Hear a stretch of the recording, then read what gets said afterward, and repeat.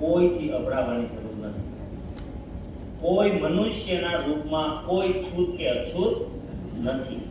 ગમે તે નાતી જ્ઞાતિ જાતિ હોય, કોઈની આભડછેટ કોઈને લાગતી નથી.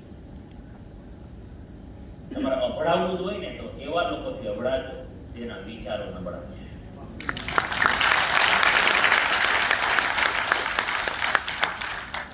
અને ઈ એનો પડછાયો પડી જાય ને નબળા વિચારવાળાનો તો ઘરે જઈને 2 વાર નાઈ લેવું. કેટલું?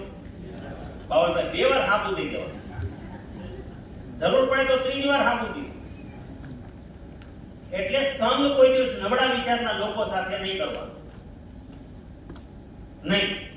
તમારે ડરવું જ હોય તો આ વાતોથી ડરો, એનાથી દૂર લો. કારણ કે પાવરફુલ એક આમ આપણે હવા ભરેલી હોય ટાયરમાં તો સડસડા ગાડી જાય કે ન જાય? જેવું પંચર થાય,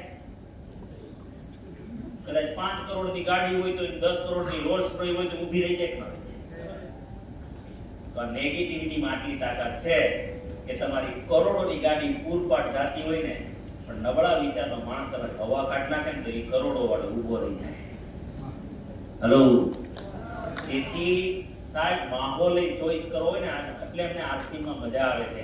પણ કોઈ નબળું બોલવા વાળું તો ન હોય.